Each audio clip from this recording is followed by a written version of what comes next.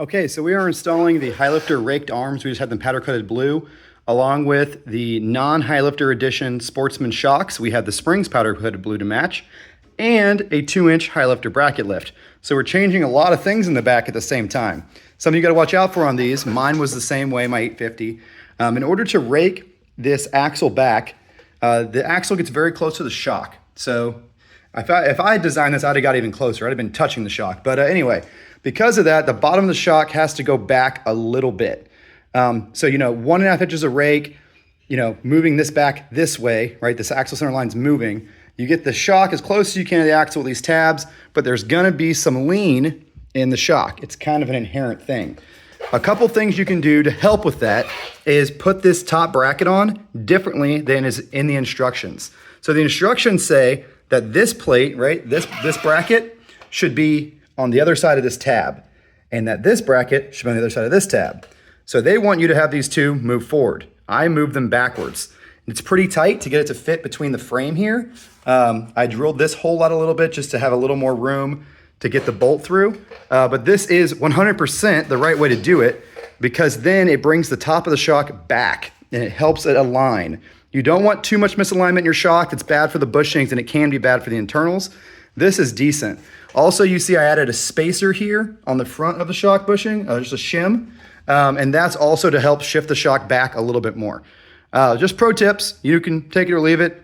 It doesn't make a huge bit of difference, but a 1/4 inch misalignment up here helps everything look a lot more straight. So now I got everything, all the bolts are in, I just gotta tighten everything down. But yeah, it looks pretty mean. I like that the matched blue looks really good.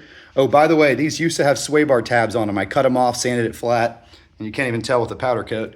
So yeah, these Highlifter arms aren't exactly designed for the Highlifter edition, ironically, even though they say Highlifter, and this is a Highlifter, which is kind of cool that matches that logo. So if you don't want to use a sway bar, right, you could add one. The plate's here. You got to cut that tab off or look like shit. But yeah, plenty of room around the shock, plenty of clearance at the CV axle up here. So that's another benefit, is the factory arms can rub the boot. This is full down travel and it's nowhere close. So these arms are good. They're pretty cheap. They get you more rake to help with tire clearance up here, and they get you a better, stronger arm to help with clearance on your CV boot, and I think they look great. Very beefy. Another thing to note is if you do these arms on a newer Highlifter, Sportsman, any of those, you've got to go to the old style bushings. So these are just the regular rubber bushings all the way through, whereas the factory arms have these brass inserts and then that tube. So this is a more modern style bushing. So if you're going to order these arms, you got to buy the old school bushing kit.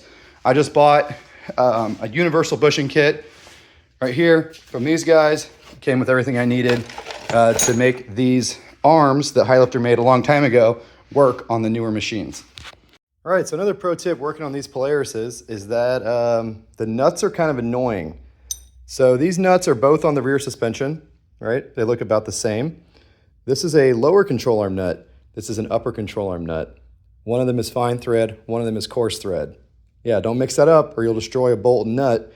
And these bolts are pretty long and hard to come by, so you don't want to mess up the threads on the bolt. Ask me how I know this, because the other side now has a 17 up there instead of a 15. Yeah. So that's like a Honda thread. This is like a Polaris thread. And they're both on the rear suspension and they look identical. Engineers can be assholes sometimes. Ask me how I know. All right, so there's how it sits with the Highlifter arms, Highlifter 2-inch bracket lift, and Sportsman 1000 shocks. It might squat down a little bit. I have the shocks set at their softest setting. So if you want more preload, you can add it by doing that. Or you could swap the springs off of the Highlifter shocks onto these longer travel bodies with some spacers. But I think this is going to be the ticket right here. A lot more suspension flex for articulation, a lot more ground clearance, and a lot more ride quality because there's more shock travel. Looks pretty freaking mean. Everything's nice and blue and matched. And the arms are raked back. So the tire is actually in the center of the wheel well now. It's not all stuffed up in here. You can see it is fairly close to the snorkel. We're clearing by about 1/2 inch. And that's because we also added some 1-inch wheel spacers. You have to do that when you lift these things. Otherwise, your tire will be all over the snorkel pipe.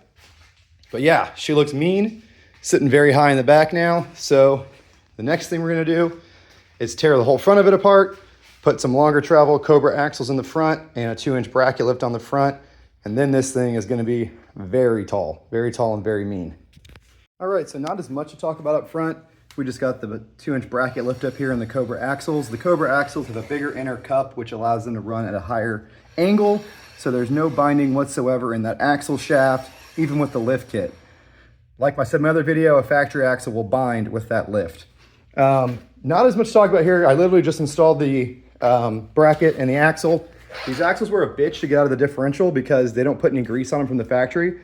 So I spray this stuff into the diff, and then I paint the splines with this stuff, anti-seize. And then the axles will come out nice and easy next time. As far as installing this bracket, I added 2 washers here and here. That way it would keep everything a little more square. And yes, it does sit up on top of this bolt here. So if you gotta take your brake line off, you gotta pull the bracket off, and it kind of has to bend a little bit to sit on there. I kind of like that because it means that it's sitting up on top of the bolt in here, so this doesn't want to rock back and forth. So instead of cutting the bracket or removing that bolt, I just kind of used it to help lock it down. It'll be totally fine like that. Make sure you torque this bottom one really nice. You want to really slam this spacer in there good. Yeah, that's about it. If this was my machine, I'd probably put a tack weld here and here because I hate when brackets start to move. However, it's not my machine, and we just got the blue arms powder coated to match, so I don't want to mess up the paint up here by welding on it. And this is totally fine. I just weld everything out of paranoia, like my lift kit on my Pioneer has some welds. You can see right there. So yeah, totally fine though. Also, it's a side-by-side. So yeah, it's not a side-by-side. It's an ATV is what I meant to say.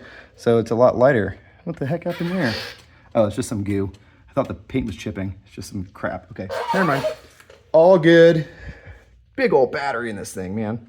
So yeah, the Highlifter spring rate is a little fatter up front.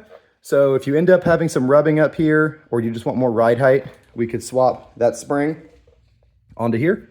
That's something we could do. Or you can, first I just recommend cranking up this preload if you want more stiffness up front, because that really heavy spring rate is what makes this thing kind of brutal to ride. But again, there's a heavy battery and a winch, so eventually, if you want to try a heavier spring, we can definitely do that. One last thing I forgot to mention, with these longer travel shocks, your tire does get closer to your headlights. Because we're running this bracket lift down here, the bump stop is effectively dropped. It's the same thing. It's really raising the bottom of the shock up, but same thing. So your tire shouldn't hit here, but the tire can get debris caught in it and mud, and then it can rub. So what I do is I take this little tab right here off the bottom of the connector, I snip that off with a pair of dikes, and then I zip tied the wires to keep them as far away from the tire as possible. So the tire really shouldn't rub there. That's got to go a long way up and completely smash the bump stop out. So it should be good to go, but that's something to keep an eye on. This is what I did on my Sportsman. Some people run an LED here, but these factory lights work fine, and if you don't want to upgrade them, that's fine.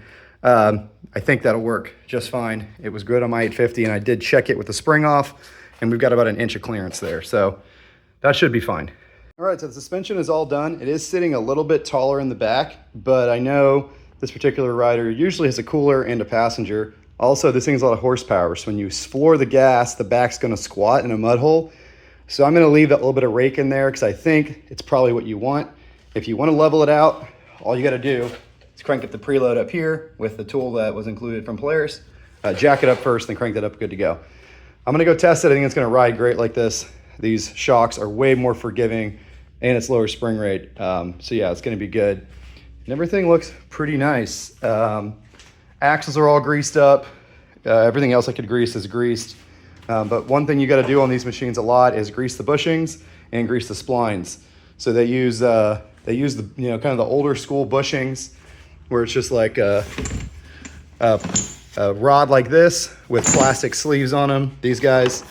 And they are designed to be greased. That's what those grooves are for. So those are some extra bushings for the back knuckles because I had to get a full kit to make these arms work. But yeah, it's ready to rock and roll.